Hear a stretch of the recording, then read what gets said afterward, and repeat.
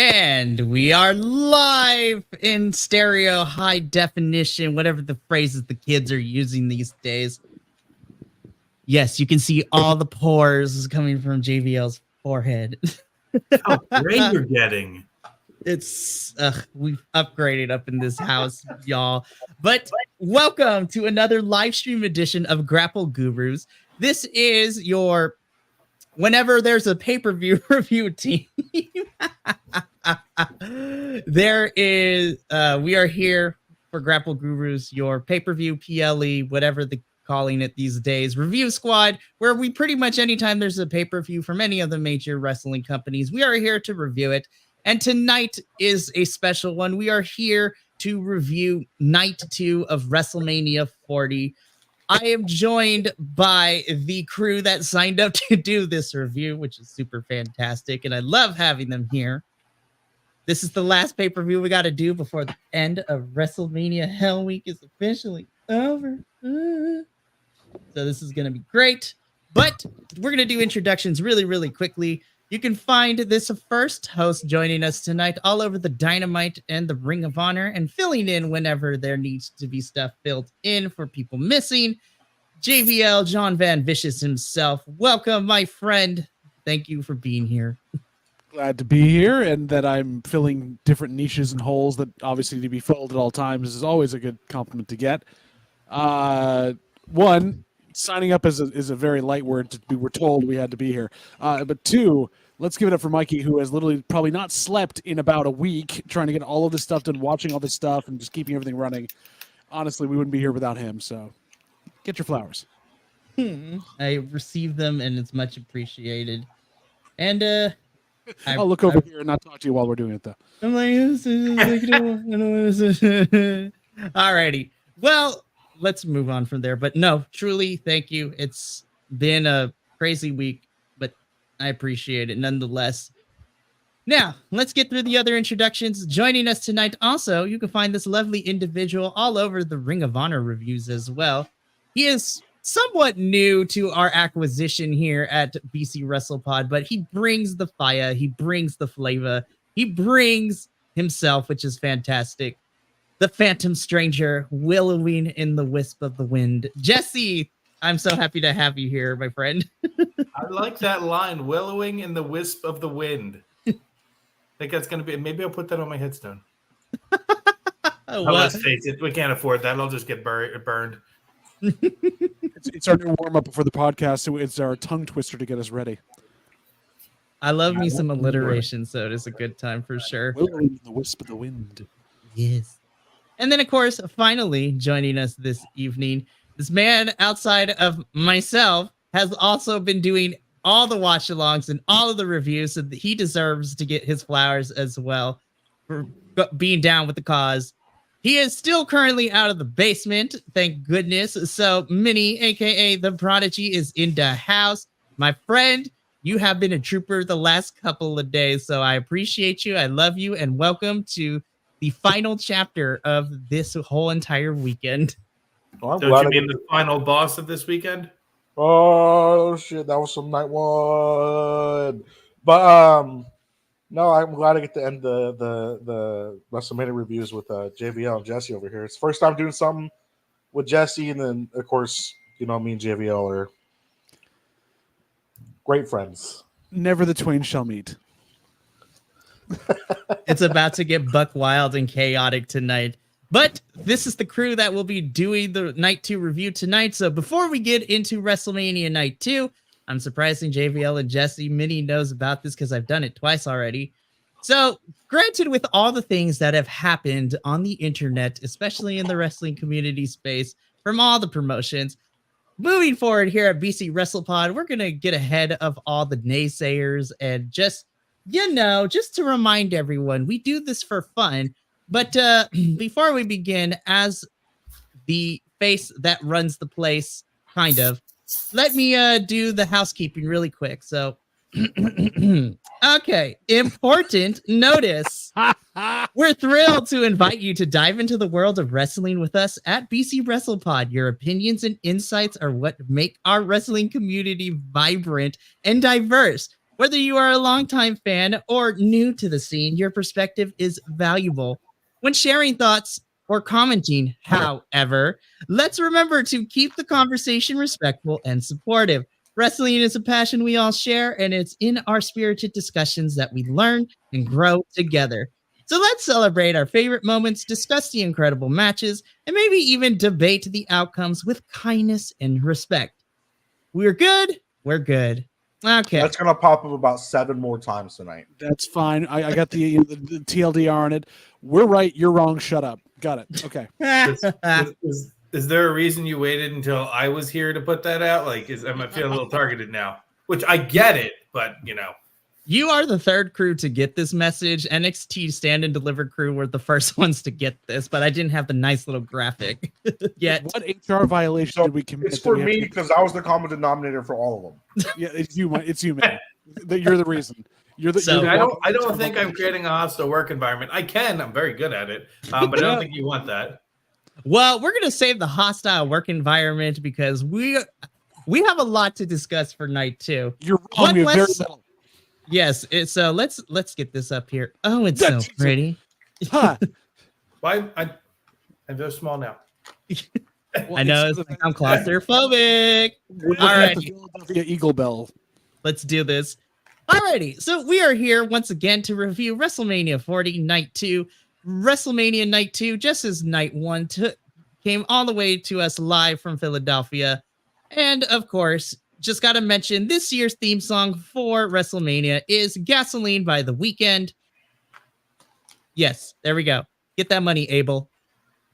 Not my favorite Weeknd song, but we used all the good ones for the last 4 years, so there's that. Yeah. But get that money. It's been a long weekend there.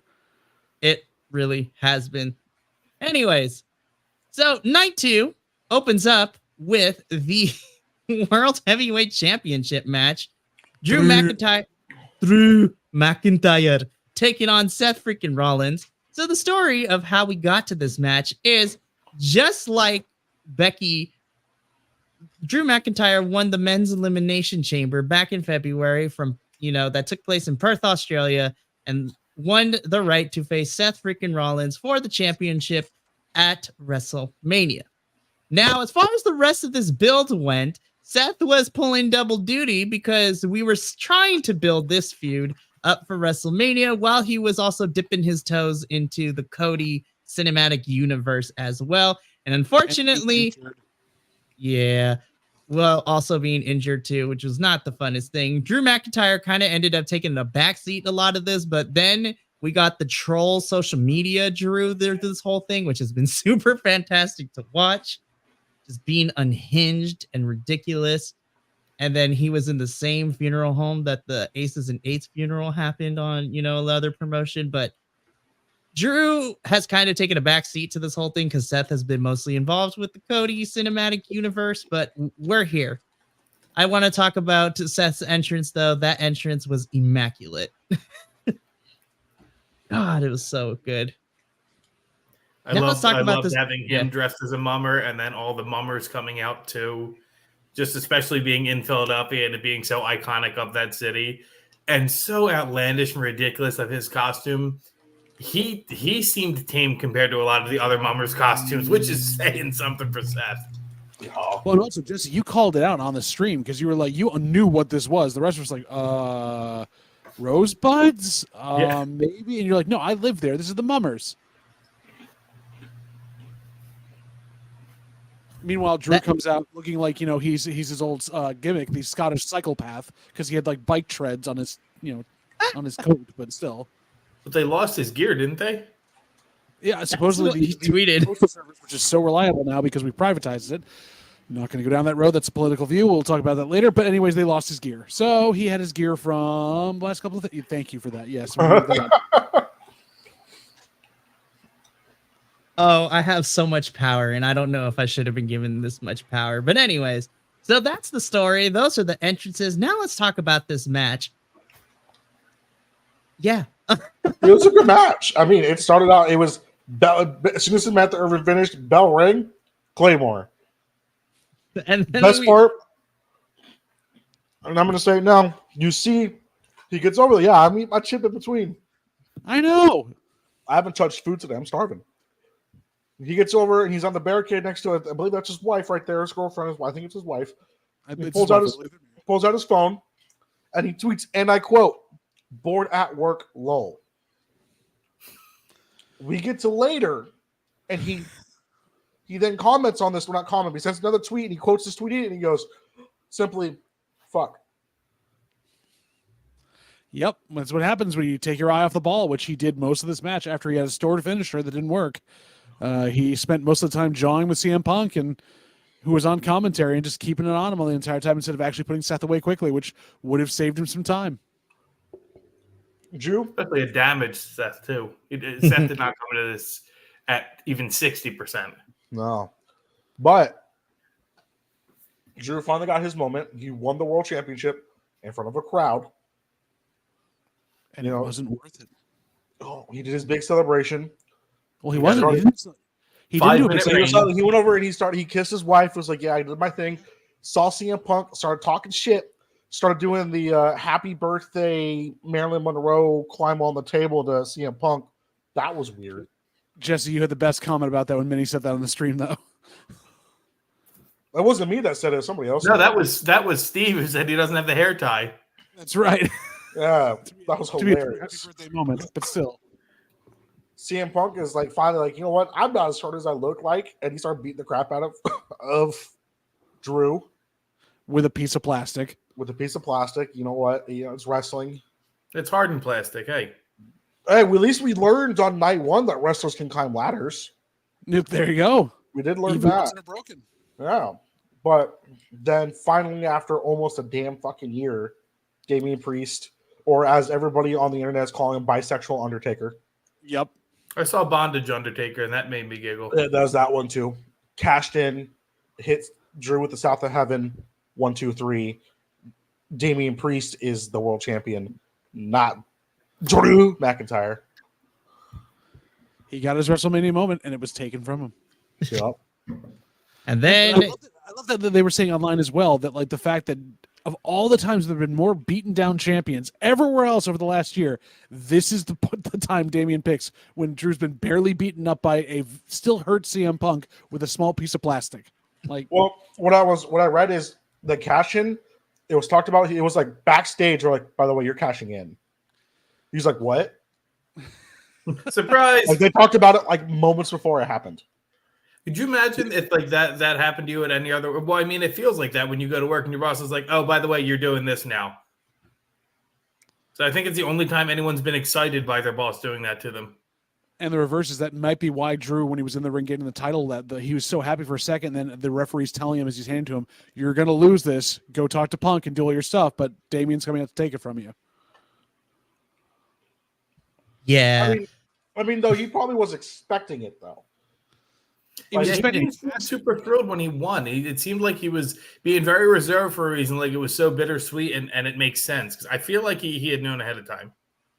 I think he did. And spoiler alert, because we're recording this after the Raw after WrestleMania, because then Punk kept getting in the way. So because there was a fatal 4-way to determine the first challenger for Damian's title, Drew had the match won until there was interference by one CM Punk, which allowed Mr. Yeet main event Jey Uso to pick up the win. So Jey Uso is going to be challenging Damian, whether that's going to be a backlash or what, but Jey gets first crack at that title. And Drew was not happy, and he cut a promo in the middle of the match too, which was hilarious. I love Drew. I'm so happy he decided to I love resign. heel Drew. Oh, heel Drew, we've so good. We've definitely missed it. So now the question becomes, do we get broken dreams at some point in this heel run? Or broken Drew? I want the sloppy, sweaty spaghetti locks covering his face when he comes out again. Silly spaghetti. Oh my goodness. I did love the moment that when Seth, rolled out of the ring and headed up the ramp before the cash in, we saw him mouthing, "You effing deserve it." I was just like, right. And I do like now we have a CM Punk meme when Damian's coming out, he just stopped top and he turned like, huh? Oh, I mean, this match is what I knew that Drew was going to win, and I had an inkling that Damian was going to cash in because we're almost, so I still thought this was a fun opener for sure. This was fantastic. I had a good time. So do we think they put Drew in the Money in the Bank ladder match and have Punk screw him over there? Is Punk back by then? Maybe. Well, I think it would be interesting because if his recovery is going along quickly, as we are to allege to believe, I wouldn't be surprised if something happens at Money in the Bank, which then sets up a match for SummerSlam between the two of them. He had a pretty good range of motion on Raw because he was doing the Jey Uso. Yeah, so I mean, time will tell, but we're definitely setting up Drew at CM Punk, and I think if it doesn't happen within the next 2 pay-per-views, I can see it happening at SummerSlam if Punk is cleared to go back then. But Punk and Drew are going to be colliding sometime in the summer, which is going to be fantastic. I'm excited for it. It's going to be a mess, but it's going to be Hunk. DM Hunk. It's going to be a mess. I want that shirt. No. So fantastic. I also love that, like, during this entire evening, the Philadelphia crowd was also on point with their signs yet again. Like, we had some good ones out there. Hitchbot was a Cowboys fan. Gotta love it. Oh my goodness. What was the Black Adam was bad sign that was during the pre-show? Yep, that was during the pre-show. It was so good. This was a fun opener, and we move on from this to head to our second match of the evening, which had no right to be as entertaining as it was for me. Hey, Snoop Dogg added so much to this match. God, can we keep Snoop Dogg on commentary for ever now? Like, that was fantastic. Please. You know, what I want to say, I wish they could do it in the same company, is have Timeless Tony Storm and Snoop on commentary. Oh my gosh. I don't think anybody I feel like you're not paying attention to the match. So good. But we had a Philadelphia street fight. It was a 6-man tag Philadelphia street fight between the Pride, which is Bobby Lashley, and the Street Profits, taking on the Final Testament, which is Karrion Kross and the Authors of Pain. You know, Minnie knows my pain here, but we got to talk about it for SmackDown because the way that we built the story has been absolute trash. Because barely, because, you know, Final Testament has been hounding the Pride. And for the last, 2.5, 3 months, Minnie, the Final Testament has kind of just been beating up the Pride every single chance they get. It's like anytime the Pride's on the screen, they're getting their ass kicked. By the Final Testament. So I do have to ask, Jesse, as the resident Philadelphian, what made this a Philadelphia street fight? That it was in Philadelphia? I don't know. Nobody got, how far are we in? Nobody got shot in broad daylight, so.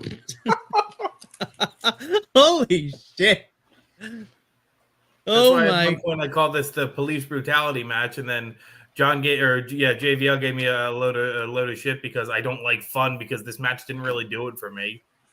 It could have been better. I guess I really don't like fun, but it could have been better. I was still waiting for BFAB to attack Paul Ellering at some point. It never happened. I was very sad. Well, at least but her and Scarlett though through that table. They had a table spot. Wrestling. She should not have been wrestling in those heels. I'm sorry.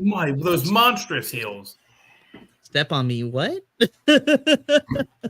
I don't know, man. Like ankles. I'm surprised she got as much rotation going into the table as she did. I don't know how she walked down the ramp in those things. Very carefully. Crazy. So you should have had the golf cart. Hey, Montez Ford with the kendo stick is going absolutely ham. Oh my gosh! When the first table broke. Yep. And what was it? Bob immediately as soon as the match started too, AOP just wailing with the kendo sticks as well. I was like, well, dang. I was like, hold on, boys, we just got started. Like, oh my That's where Jesse said it looked like a police brutality match. Jeez Louise. They got the riot gear on and everything, but exactly. I was like, this is not a great visual that they're going to want to remember. With Bubba Ray Dudley. Yeah, we forgot about that. We got to address the elephant in the room. So this match, for some reason, had a special guest referee in Bubba Ray Dudley, And as soon as that music hit and everyone was looking at who our special guest referee was, I wish I could show you the faces we all made. Specifically, me and Andrew are just sitting there, just like, why? We just got rid of you in TNA. Why? Because it's Philadelphia. I was like, get Devon. I at least would be fine with Devon. Get the Sandman. Oh my gosh. I would say get Sabu, but he did no-show the Indie Hall of Fame, so no. Yeah, no, Sabu can stay as far away from anything because last time he was involved in a Extreme Rules type of stipulation, it was whack. I'm still looking at you, Double or Nothing 2023. It was Philadelphia. Cole and Jericho. ECW adjacent they were pulling for. Get the Sandman, get RVD, get Raven for Christ's sake. Yeah. Tommy Dreamer. I mean, that would also... He would have been better than Bubba Ray. No, Mikey Whipwreck. Yes. No, seriously, like that would have been your guy. That or Spike Dudley. Spike. But Spike would have taken a bump then, and it would have been a really hard ref bump. He wouldn't, though, now, because he's a real estate agent. He has not taken any other bumps at this point. Oh, my goodness. So... I'm the antithesis of Jesse. I thought this was more entertaining than I thought it was going to be because I didn't like the build that we had on SmackDown. As somebody who reviews SmackDown, the build for this was garbage, but this was a lot of fun. And Bobby Lashley finally got a win after getting his butt whooped for the last couple of months. And at least he was on this WrestleMania because last year I had no idea why he wasn't. So ridiculous. I don't want to talk He was for about 4 seconds because he came out, did his entrance, waved, and went back inside. So I was so mad. This was fun. Karrion Kross got his butt whooped as he should. But now we'll see what's next for both of these factions because hopefully we're done. Maybe not. I was entertained. I enjoyed this than what most people would. And I thought this was a lot better than I anticipated, honestly. I had fun. That was the key word here. I had fun. Yep. What's that? Jesse, fun is, F is for friends who do stuff together. U is for you and me. N is anywhere and anytime and all. It's an acronym. That's nonsense. N is for no survivors. That is very U true. For uranium bombs. Fuck! Sorry. Well, we're 30 minutes in, so we should be okay. So we move on from... Mitty dropped one at 11 minutes. I drop a lot of fucks. Because he does not give. I am all out. As a person who doesn't watch the product regularly for WWE, having the build kind of summed up in that video package, seeing what would happen on, and having my previous, knowledge of these wrestlers, that's why for me, it was entertaining ? It felt forced in a lot of ways, and I can see why from you telling me how the build went, that it just didn't seem like there was much logic behind it. This was we need to fill a spot on the card to get these guys in the card and have a big meaty man match, and all it really was police brutality followed by Karrion Kross getting his ass kicked as per usual, and then Bobby Lashley winning. This could have been a match on SmackDown and would have been fine. One of the best parts of this match was them putting Karrion Kross on the table too hard and it breaks before they actually put him through the table. Again, could have been a SmackDown match. Right. That was the perfect... Yes, this match was entertaining, but that was the perfect summary of this match. Yeah, and, to echo what some of the matches we talked about last night for night 1 too, this was entertaining, but this could have been a SmackDown match. This could have been on SmackDown. So you're saying this match was entertaining, but it wasn't necessarily good? I mean, it's a street fight. WWE street fights, are there any that are actually good? So you're saying this wasn't a good match? This was So you don't like fun either, John. I never said I did. You're the one that comes out against fun openly. I just leave it behind and try to be nice to folks. No, you just tell me I don't like fun, but I'm not alone here for this match. Well, speaking of leaving things behind, we're going to leave this match behind. Pride finally get a win after a couple of months. So we move on to our next match. Okay. Jesus Christ. He even takes up more of the screen than LA Knight because he's so damn juiced up. Lord, look at these. Look at these musculos. But anyways, so our third match of night 2 was LA Knight versus AJ Styles. this is the best story that has the theme of pettiness be the driving force for this whole thing. The way we got to this match is, again, everything kind of transpired at Elimination Chamber for a bunch of these matches. But LA Knight was in the Elimination Chamber.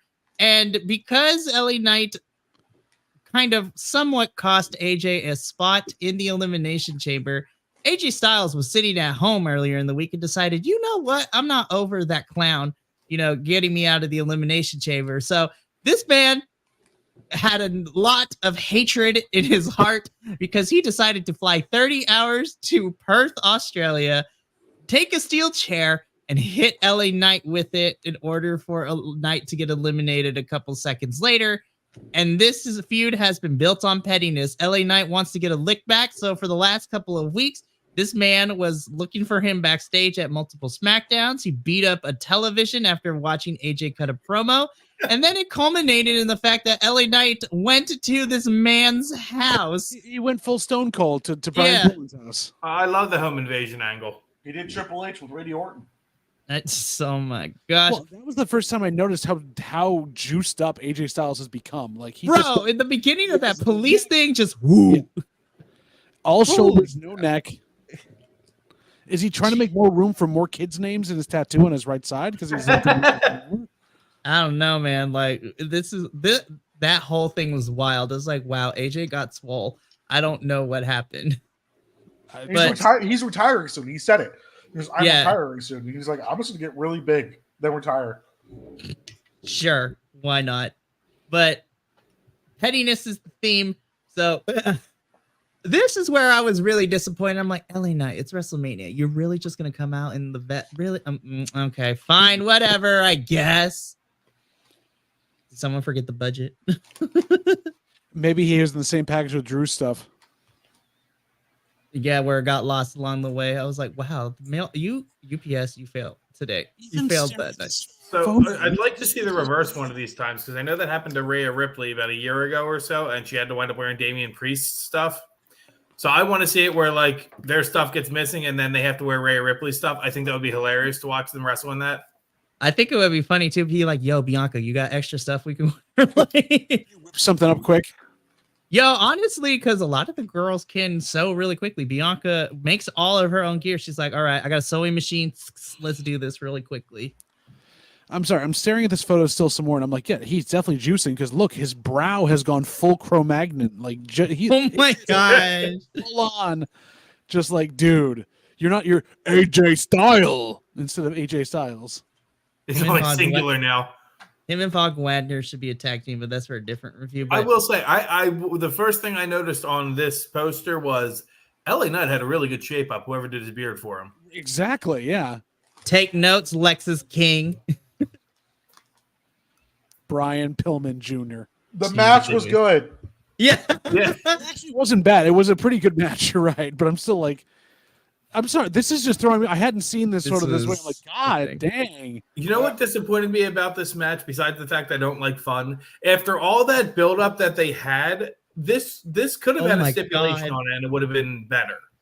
Could it have been a Philadelphia street fight? This probably would have done better as a street fight. Especially no, because my island. AJ won't take a lot of those bumps because of his age now. Yeah, that's fair. He still would have done some stuff for it, though. I think it would have been fun. Maybe even an I Quit match or something like that, just because of the home invasion angle would have been great. Having some other reason than just I'm going to fight in a singles match, because we got that later on in another sort of no DQ match, which was like 20 minutes of this is a singles match. Where's the bloodline? Oh, yeah, we'll get there. Or a cage match and break the cage match curse at WrestleMania. There you go. Well, I mean, he did rip up the protective cushions that are in between the ring and the floor and try to do something with that. Then he took a bump. Yeah, remember, because he went onto the plastic before that's on top of the link field. Would have been funny if they went like right on the turf and it was like the 50-yard line and you could kind of see where it was. We don't need more people's knees to be blown out. I'm sorry. We just don't need that happening by touching turf. Oh, well, they finally found the Slim Jim guard too, and they gave that away finally. That was so That woman looked so confused. That was so awkward. That was the face of, why am I here? I won what? That's a Nissan GTR. At least, though, that sponsorship made sense in this match versus like dude wipes everywhere, but still. Oof. But, I actually really enjoyed this match. This was definitely LA Knight's big moment. He got a big win at WrestleMania. Here's hoping that this continues to be the momentum for Mr. LA Knight, over on SmackDown. Because I would love for him to have a title match at SummerSlam. Yes. Yes, but which title at this point? Like, do you take Sammy? Do you the take Speed title? Clearly, no, that couldn't happen because Ricochet is going to win that, and he's on Raw. Well, so let me break this news too, because since it happened on Monday Night Raw, guess what's coming back in a couple of weeks, you guys? The draft. Oh, sorry, the draft. Sorry. So the draft is Wheatley vodka. Wait. God, so many. It's like Cody's bus caught fire. Jeez Louise, but the draft is happening, so who knows where everyone's going to end up as well. LA Knight might stay on SmackDown, he might go to Raw, who knows at this point, but give him the US title, have him develop that as a working man's title on another part of this brand, as they've done with the Intercontinental title. Give the mid-card title some more credibility, and this is how you go to not have it with some YouTuber who I don't like, so I'm not going to go too much further into it, but give it to somebody who's already over, who is with the people, and who they want. They want him to have some kind of title and have him actually defend it.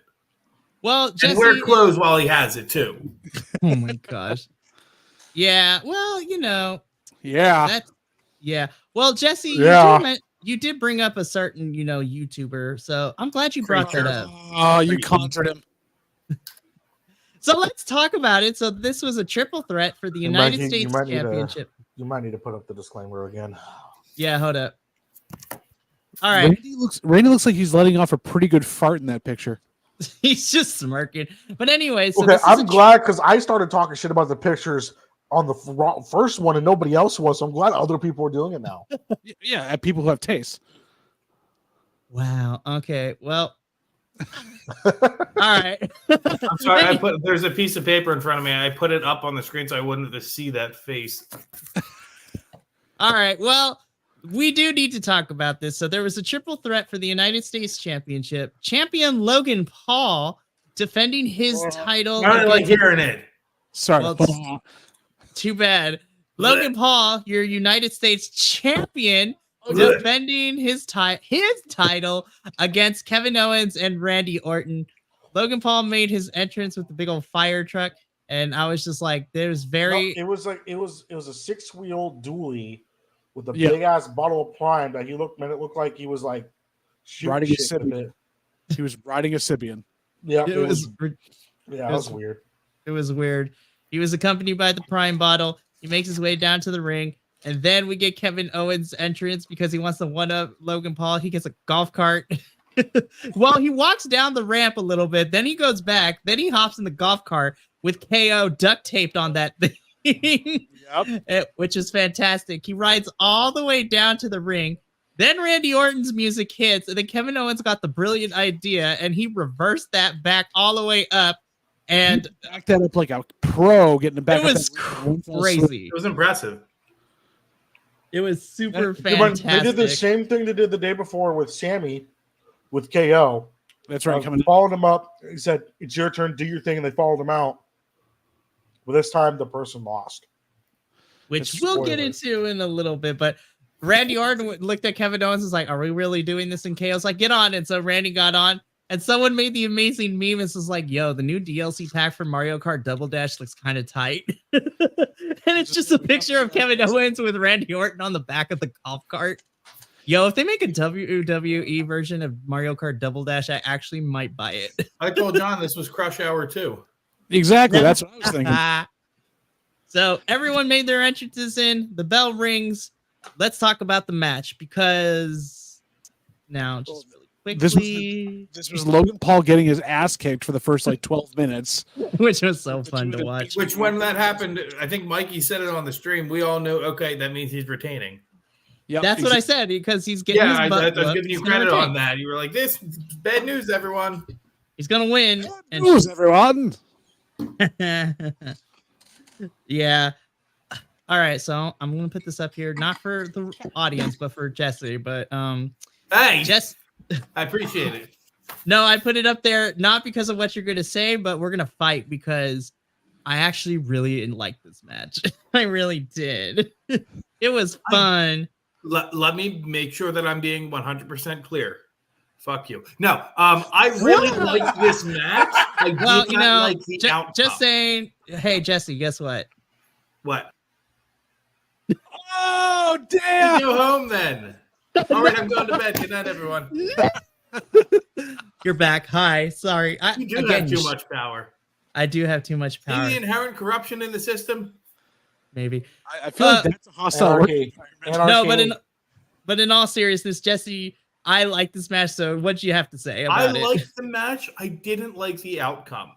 My frustration lies in the same frustrations I have with the other program that I review is the title is never there. The reason he's got so long of a reign is because he doesn't defend it. He's not there. He's off doing his other interests, which is great for him, but why does he have a title? This is the same issue we had with Bork Laser so many years, with Goldberg so many years. Why are we putting a title on a part-timer and a very part-timer at that point?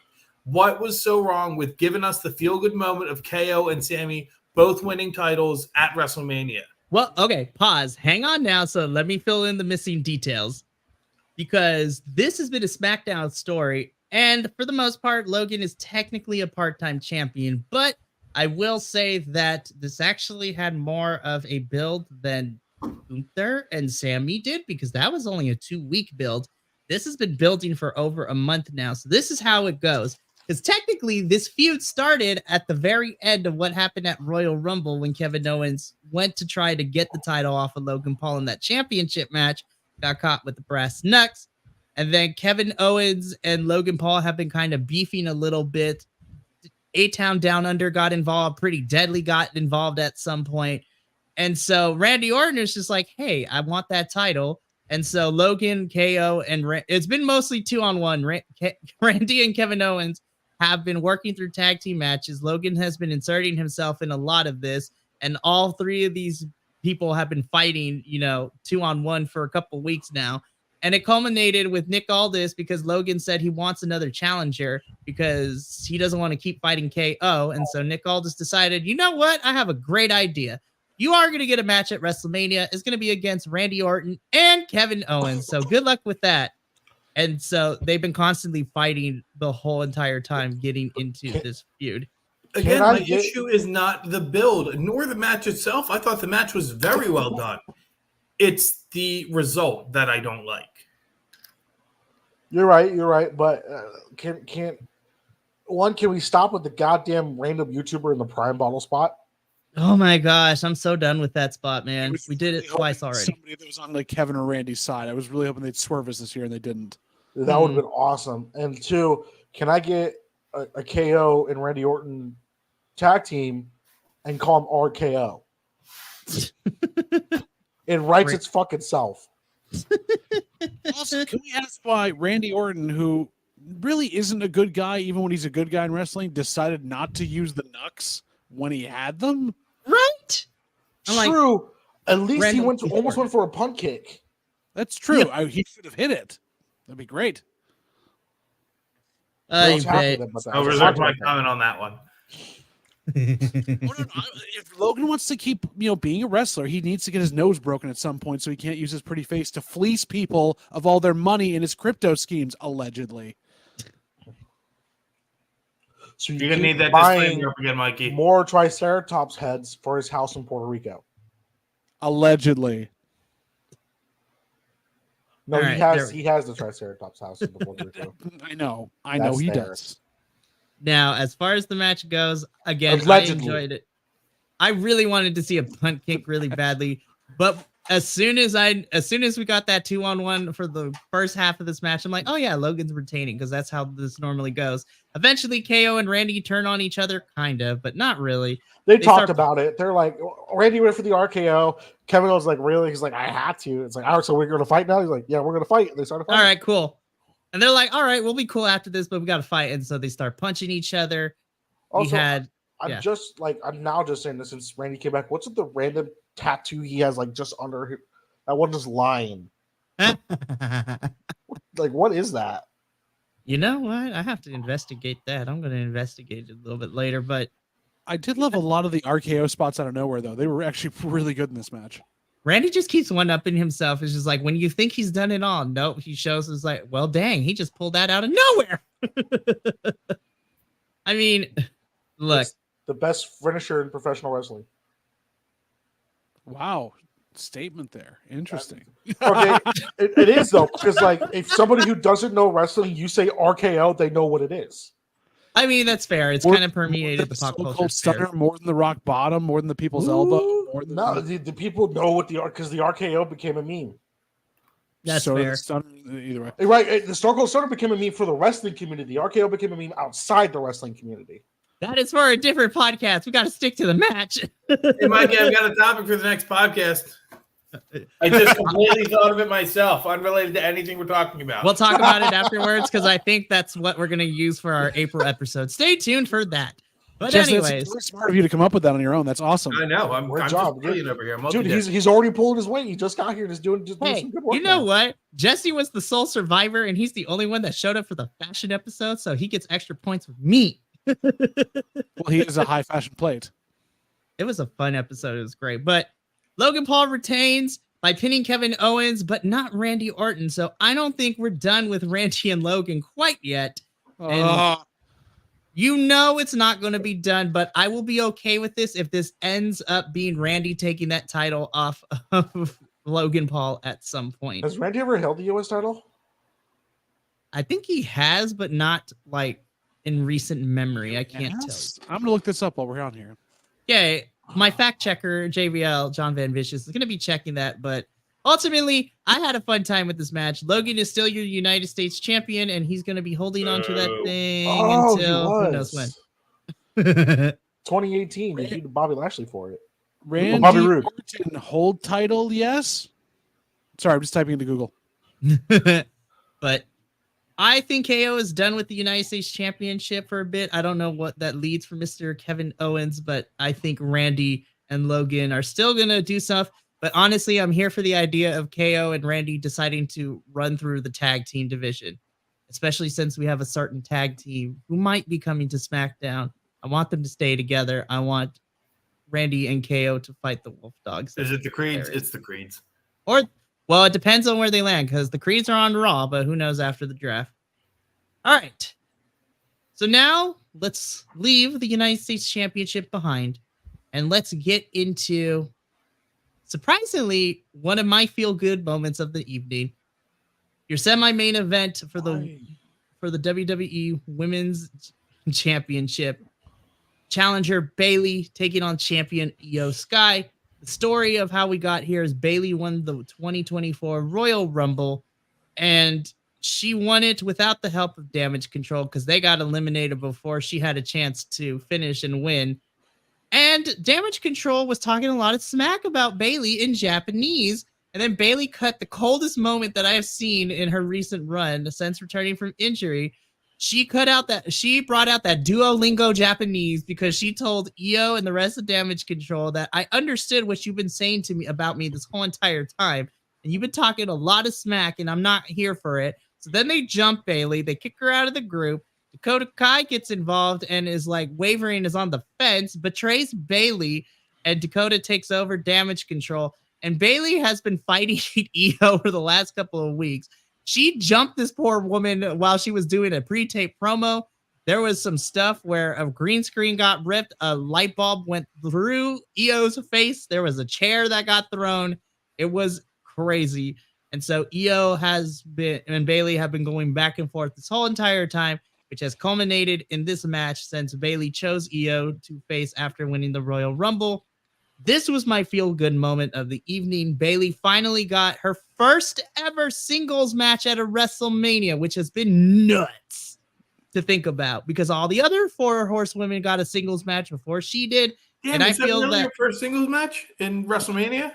It is. Yeah, that's awesome. Yeah, because at any time Bayley has been at WrestleMania prior to this, it's been a tag team or a triple threat or a fatal 4-way, but never a singles match at WrestleMania for the title. Good for Bayley. Yeah, she was never the highlight, and which is even funnier that they didn't build her before this. They had so much time to hype this matchup, and you know what? They wrestled it like it was a hyped match. This was a really good semi-main, and I was sad that it didn't get the build it deserved, but Pamela got her title. I'm happy for her. Gosh. Yeah. It was What here's part of the thing that I saw with the press conference post Mania is Triple H saying that like all the women came up and he said it was the loudest they've ever heard the women's locker room when Bayley got back in Gorilla. So everybody was super happy for her. I believe it. I really liked this match. I thought it was incredibly well done, whoever produced it. I was very happy to see Bayley win. That was the right call in this situation here. My only critique, because I don't like fun, is I'm really surprised that nobody from Damage Control really got involved in the match. They came out during EO's entrance, and then they didn't do anything else. Dissension in the ranks. Well, who knows? Because we still have a SmackDown this upcoming Friday to see what the fallout's going to be with Damage Control losing against Black Girl Magic and then EO losing to Bayley. I mean, who knows what direction's going to lead? I think I'm in the minority when I say this, but I miss Bayley doing the rose plant because I haven't seen her do it in a hot second. And I kind of want that to be her secondary finisher because that thing is beautiful to look, especially if you have a person who could sell it very well. I agree, but I'm going to add to that. I think it should be a secondary finisher. I think the belly should be a third finisher. I think Bayley needs a new finisher. The rose plant, while it has a great look, it takes too long to set up. And the belly to belly, while fun for the alliteration, is basically a signature at this point. Yeah, and it's about as effective as the Blue Thunder Bomb anymore. But there's the other part that the moment of this match that will stick with me forever, though, is Io Sky getting ticked off and doing successively higher moonsaults as she goes. Yeah, that was awesome. Yeah, like, that is a great way to do it. It sold really well. Also, Io Sky's reversal of the first rose plant. The reversal of the first rose plant was so good. So cool. Io is such a professional. I love her so much. Like, both of these women killed it. And also, for me, Io is super loud. Yes. Yes. I love it. You can Japanese hear wrestling. How more and more frustrated she gets. She kept getting louder and louder and louder.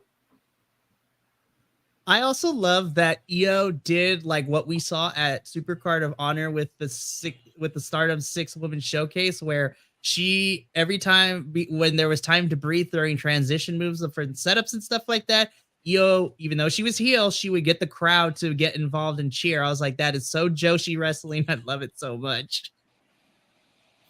I don't know what happened. Yeah, go ahead. It was a great setup to go into the next match. It was definitely the refresher we needed after kind of a couple mid matches that came through. I have to say, like, I don't know what happened between night 1 and night 2. I don't know if it was production or whatnot, but the crowd was on fire more so for night 2 than they were for night 1, which was kind of crazy to watch. They were keeping the party going from the night before. They were still drinking everything they could there. Everything. So Bayley is our new WWE Women's Champion. I'm excited to see who gets first crack at it. I think she crack at it. Okay, good. What did you hear? She deserved it. Something different. Oh, not at it. At it. Okay. Yes, at it. Anyways, alrighty. All right, strap in, boys, because this is probably where some discourse is going to happen. Not on. Okay. Yes, in. Main event time. This is terrible. That's WrestleMania level main event terrible. Okay, let me do the setup, and then we can all argue amongst ourselves. This is our main event for WrestleMania 40 Night 2. This is Roman Reigns versus Cody Rhodes round 2. This is the rematch that we're getting from WrestleMania 39. This has been a very, very, very long story that we've been telling with lots of twists and turns. To summarize everything that has happened, Cody won the 2024 Rumble. We all figured he was going to pick Roman. Him and Roman had a face-off where he says that I'm going to face you, but not quite yet, which then got The Rock to return. The internet was on fire for a couple of days because everyone was not liking the prospect of Roman and Rock fighting one-on-one after you built this thing with Cody. And so they did that 2 years too late. Anyway. And then WWE realized that, oh, the fans are actually upset. So let's try to salvage this as best as we can. The Rock stayed involved in the story. We got the tag team match on night 1. Seth found his way into the storyline somehow. You know, because Cody and Seth lost on night 1, this was going to be a bloodline rules match where anything goes. These two had some really fun entrances. Miss Brandy Rhodes made an appeance for Cody's entrance, which was beautiful to watch. Yes, who told you it was open mic night? I love that promo. I don't care what nobody says. But it was so nice to see her. And then we saw Mama Rhodes, and then like -1 was in the audience too. Mm-hmm. And then we saw pictures of Dustin Rhodes and Ricky Starks and a bunch of other folks from another promotion there to support Cody. Allegedly, Keith Lee. Allegedly, the Bucks were also there. Like, this was a big moment for everyone. And that is the story. The bell rang. We got an 18-minute match, 20-minute match, somewhere between that. After 16 minutes of intros. Yeah, it was a lot shorter than the entrances for night 1, but even still, this is a long time. I'm just so stunned that Cody's entrance took longer than Roman's. That is true, because we had also the whole mask and everything. That mask that was made by the same person that made the Fiend's mask for Cody. Yeah, Jason Baker. Yeah, yep. That's awesome. I love the entrances. I was super pumped for this. Spoiler alert, I'm happy with the ending we got, but if I'm gonna be completely honest here, put this up real quick. All right. I was, this was a very tame Bloodline rules match. I was very surprised. Tame. Yeah, it was very, very tame. And like the interferences really didn't do much to add to the struggles that Cody had to get through to win this match. Some of them took too long to come out. So yeah, I still enjoyed it, but yeah, put out there today that was like, it's the Starship Troopers meme. So it's like, I'm doing my part. I ain't done shit. Mm-hmm. And that was Seth Rollins, because obviously he just got bashed with a chair. So, well, okay, so there's beautifulfulness to that. I'll get to that. Like I said last night, like I said yesterday, when it comes to night 1. This to me was great. It ended everything. I mean, granted, it should have ended last year, but they ended up. I understand why they wanted to end it at WrestleMania 40. In my opinion, one of the best stories that we've seen in modern day wrestling, in the modern era, even in before, like Attitude Era and stuff like that. This is one of the best stories we've had in wrestling in like ever. Right, this story has survived the Thunderdome. It has survived Mr. We don't name that person anymore. Vincenzo Macaroni. He somehow didn't kill it. It has survived everything that it needed to survive, and it came in and it ended beautifully.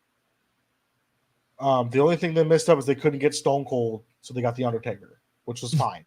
I'm not going to complain about that. Nobody will. It's completely fine. They got Taker to do it. He got his revenge for being almost made to do a spinneroonie. It was great. Yeah. I watch that every once in a while. It's so funny. It ended I wish there would have been a little bit more when it comes to the extremeness of the match of blood, like anything goes. But Cody tried pulling out a table and Roman put it away. That was such a turd move. I was here for it. Right there. But that's also a really big heel move because Roman knew that we wanted to see this stuff. He's like, nah, screw you guys. The head of the table didn't even want a table. What the hell? The only thing rules match, I was expecting at least a table. There was no Rikishi involved in any of this, which sucked. We've wanted Rikishi for this entire storyline, but this story's been going on since August of 2020. And I will say that moment where the Usos almost missed the table was scary. That was scary. I didn't even know the tables were down there until they went through it. If they did, they couldn't see them because they almost did not make those tables. That bit with Jimmy and Jay and them spearing each other off into the tables was better than their entire match yet the day before. Yep. Yes, it so was. let's break down this finishing sequence. So the match has been going for a little bit. So Jimmy comes in, super kicks Cody. Jay comes out. The two fight on the ramp. Jay spears Jimmy off of the ramp into some tables. That incapacitates them. We go for a couple more minutes, and then the enforcer, Solo Sikoa, comes out and tries to help Roman win. Oh my gosh, bro. So we got Samoan spikes. We got double team moves. Cody's still not out. So who's going to come out to take care of Solo Sikoa? But the one man that he beat at a certain pay-per-view we did not cover for reasons. But Mr. You Can't See Me, John Cena comes out in his jorts and his really bad bald spot. That bald spot was bad. That bald spot was bad, you guys. But he comes out. He takes care of Solo Sikoa, puts him through a table, the announcer table. The Rock's music hits. The Rock comes out. You know, we were talking prior to the moment leading up that John Cena wasn't going to take any spots, and then he took a bump. He took a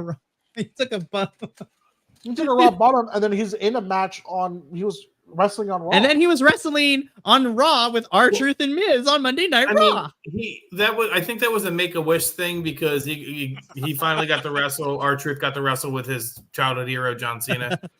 It was a Make-A-Wish for little Jimmy. Yeah. Little Jimmy.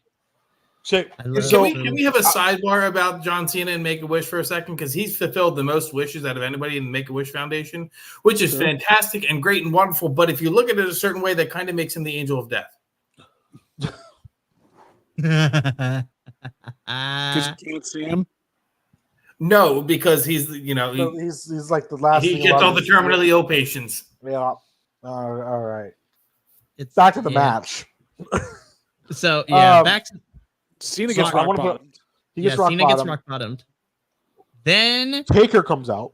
Yeah, well, Rock is about to hit Cody. Oh, he's about to hit him with the belt.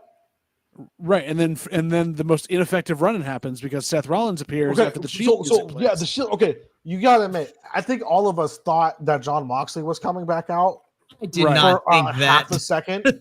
Everybody thought. I mean, we all like, wait. I'll give you about 5% of me thought that. I was like, okay, this would be really cool. It would have been really cool.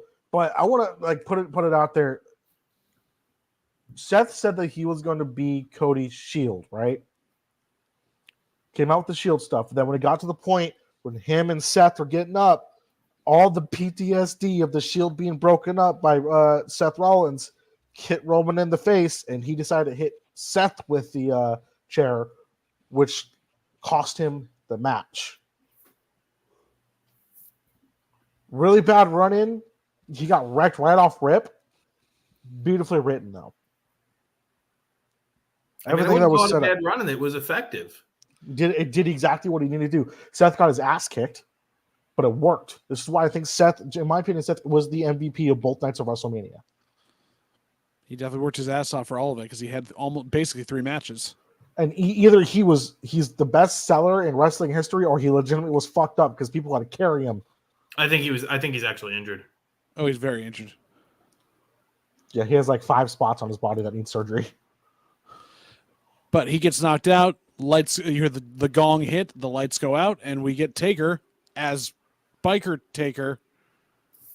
Yeah, I don't think he wants to put all that makeup and shit anymore. I don't think he wants to do he doesn't. Nor does he have to. But he's there. He goozles Rock, tries his best to chokeslam Rock, but Rock obviously weighs a lot more that he's juiced up so hard. So it's like obviously it was just a bit of a hard jump, but good chokeslam. And then he disappears all the bodies from the ring. That's what I loved. Is like, let's use the Taker magic and just clear the ring of all the detritus and leave just Cody and Roman. And Seth. Seth was on the floor at this point. He had gotten him out of the ring. He wasn't in the ring. Okay. I thought Seth was. I couldn't see it too well. Okay, so yeah, then Roman hits Seth with a chair. Cody finally hits the WWE 2K24 super finisher of the triple crossroads. The 3 crossroads. Pins Roman. I thought we were going to get one more kick out and go for a little bit, but no, after all that and the triple crossroads, Cody gets the 1, 2, 3. Huge pop. And can I just say, you know who was MVP for me this whole entire weekend for both night 1 and night 2 of WrestleMania? Samantha Irvin. William Regal. Well, yes to all of that. Doink the Clown. But no, somewhat realistic. Repo. My bad, Hurricane Helms. All seriousness, I got to give props because I feel that ring announcers don't get a lot of shine and talk a lot on these podcasts. But Samantha Irvin is one of my favorites because she is us. She is a fan of professional wrestling. She purposely doesn't want to know the results of matches so she can announce it, which is great. Also, Bruce Buffer even was like, she did a fantastic fucking job. But she was like, what's going on? Samantha Irvin trying not to cry when she said the thing, and then seeing the video of her getting choked up later that night made me love her even more. But Cody is your new WWE Undisputed Universal Champion. We still need to work out that name, but it's the WWE Championship. It's the best way to describe it. It has the lineage of that belt. After a long 2-year journey, has finally finished his story. And won the title. All the baby faces came out. The whole Avenger squad came out. Plus Randy Orton. CM Punk was out there too. Yeah. Yep, he was. So was LA Knight. I really love the moment as all the baby faces were making their way out of the ring, for Cody to get the solo thing. Him and Seth having that moment. I'm just like, Seth to me has come around because at first I didn't like him when he first debuted on the roster, and then hearing the stuff about his rubbing the wrong way a certain talent backstage, but he has come a very long way, and Seth has become one of my favorites both in the ring and just a good person outside of the ring too. Though sometimes he can word his opinions a little bit better, but you can tell that this man was genuinely happy for Cody, and that man did a lot over the last 2 nights and putting a lot of people over too. So I am super happy that Cody finished his story. It rectified the emotional weight that those of us were live at WrestleMania 39 last year felt after the main event of night 2 ended. To me, this is what professional wrestling is about. Did I wanted more extremeness to a bloodline rules match? Absolutely. But as a wrestling fan, and, with the emotional weight behind it, I'm so happy to see Cody finally get his ending to this story that has been going on for the last 2 years that we've been doing this. Roman finally broke his silence after he posted, I think, earlier today. He said, yesterday we mourn, today is day 1. And it was him walking on a treadmill. So it looks like Roman could be doing a little bit more. Just after an extended break because he fucking needs one. He's earned it. I mean, come on. Roman has earned it. He explained during the night 1 press conference he's still taking oral chemotherapy. Oh, yeah. He's going to have to take the rest of his life. Yeah, so he still is dealing with repercussions of his leukemia and everything. So he definitely needs him, Seth. So people need some extended time to get their bodies and everything ready to go. But it was a great crescendo to it, a great ending for there. Seeing Cody up on the ropes there, looking up the heaters and just saying hi to his dad, and they'd done it, and it was a very emotional moment for a lot of folks. Then bringing down, it was ruined a little bit by bringing down one of 2 people to thank for this thing when he brought Bruce Pritchard down. Yeah, I could have done without that. But Triple H getting the hug as well, which is great. All those people being involved. I love Sammy having to turn him around to see where his mom was. That was funny. That was hilarious. I love like the little things in the background, like how it was Sami and KO had to pick Seth up and put him in the ring. John Cena have to point everybody out that CM Punk was coming down. John Cena's just being a happy little kid in the background. There was so much going on in that dancing. Yeah, there was so much going on that was just like, it was just like, this is like officially now a start of a whole new. Everybody said this entire time it's a whole new fucking era for WWE wrestling, and it's starting off real hot. Yep.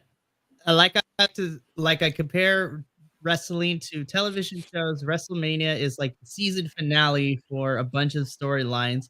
And I feel, even though I had my nitpicks and my critiques of both nights in certain spots, I'm really hoping that, we've wrapped up a bunch of these stories and now we can start some new ones heading into the summer because WWE is going international, y'all, with a lot of this. We have Backlash coming up in a couple of weeks from France. We have Money in the Bank coming from Toronto, Ontario, Canada. So that's going to be a lot of fun. We have SummerSlam coming from Ohio, and then a couple weeks later, at the end of August, they will be in Germany for Bash at Berlin. So we're getting international. We have a lot of new champions going into all of this. Like, I'm excited. And Mikey, I mean, I agree with you on that one. It's a season ender, but also it really felt like a series ender in a way. Mm-hmm. Yeah. Finally, are moving away from the Vincenzo Macaroni series, and we are starting the new what this is going to be. Yeah. In a way, yes. So there's a lot of house cleaning that was done in this WrestleMania. Both nights changed a lot of things for the better. Got rid of those tail ends of somebody that was still part of it, and now that it's time to start over and start new feuds, and let's get on a roll and see what happens. Absolutely. And thus, boys, that brings us to the end of our Night 2 review for WrestleMania. We did it. So let's go ahead and do our final thing, which is here at BC WrestlePod. We rate using the empanada scale. So out of 10 empanadas, what would you rate Night 2 overall? Is there an order you'd like us to go in? I will go first. Okay. So looking at Night 2 as a self-contained thing and trying to not bring in Night 1 into all this for some of it, which is kind of hard because the main event for Night 1 technically played a part in the main event for Night 2, but as a standalone night for WrestleMania, I am going to give Night 2 a solid 8 out of 10 for me. I thought this was the more enjoyable night of the two. I still enjoyed parts of Night 1. But I think that when I think of WrestleMania, you're looking for pizzazz and spectacle and just everyone giving it their all. And I felt that all the matches that we got on Night 2, really everybody gave it everything they got. Whether we liked certain matches or not, I think the talent involved went out there and gave us a show, which was fantastic. Obviously, I love Cody got his ending, but my match of the night, or the one that made me smile the most, was Io versus Bayley. I think that was a phenomenal match. Those women went out there as the only women's match of Night 2, might I add. And those Io and Bayley blew it out of the water. But I also really love that Cody finished his story, and then all the matches leading to those two matches were really fun and fantastic as well.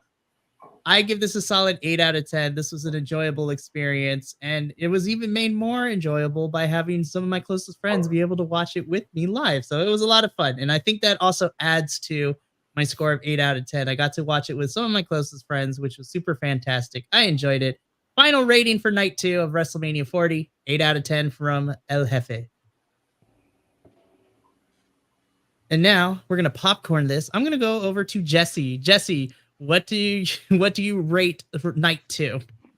I gave this one a 3 out of 10. No, actually, this is a surprisingly high score for me. This one was a 7.5 out of 10 for me.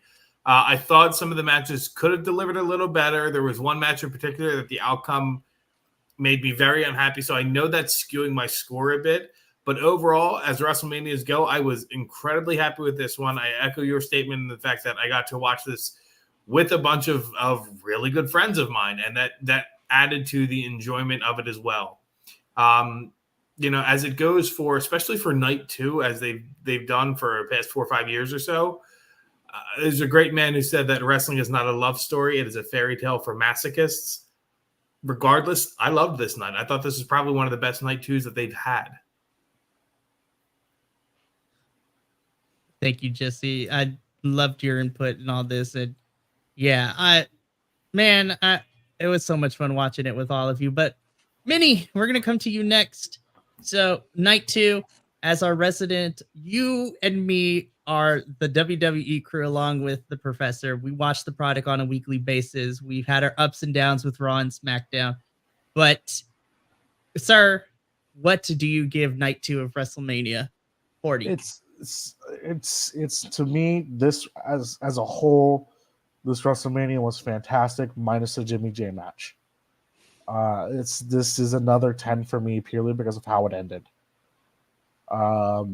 It ended the big storyline, and it finally ended all the bullshit that we've had to put up with for the past 10 something years since, Mr. Macaroni and whatever his fucking name is, we don't talk about anymore, has been falling downhill with whatever his old timers the fuck that he has.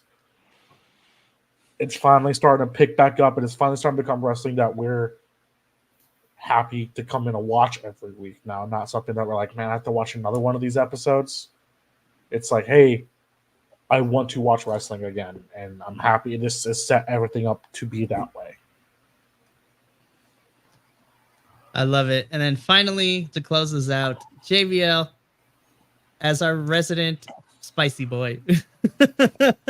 I'm just kidding. It's not a spicy thing. It's not a spicy take. I'm gonna rate the show that I watched this weekend, and I'm gonna give it the rating it deserves. So for ROH Supercard of Honor, I am rating it right.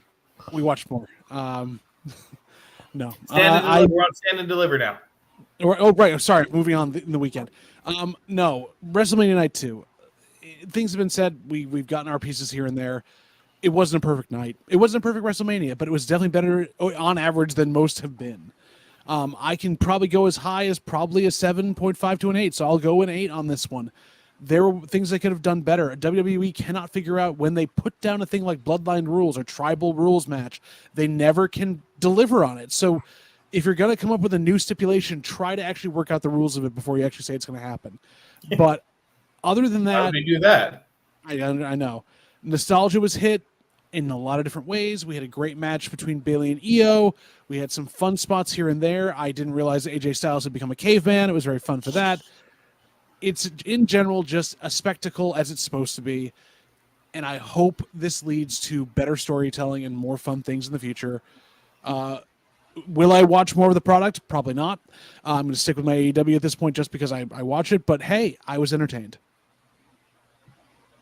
Yeah, which I appreciate because Jesse and JVL aren't necessarily, they don't usually watch WWE, but they not for the podcast. We watch it together on the pay-per-views. Yeah, for sure, just for the enjoyment. And they were nice enough to sign up for one of the nights to review because everyone sign up, voluntold. Hey, but you know what? Since this is the last review, really quickly. Hey, listen.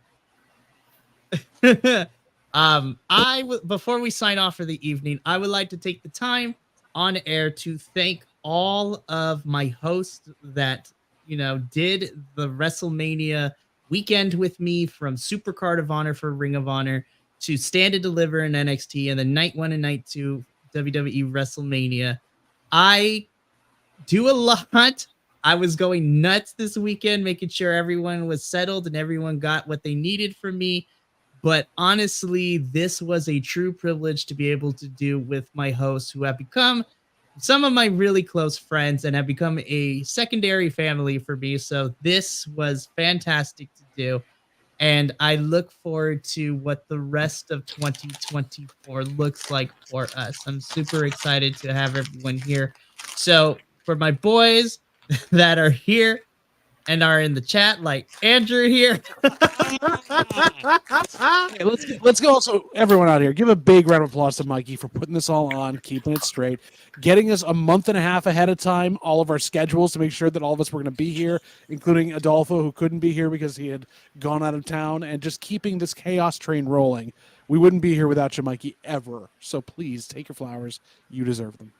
I thank you. I take the flowers, and it's much appreciated. I can't do this without you guys, and we make one heck of a crew.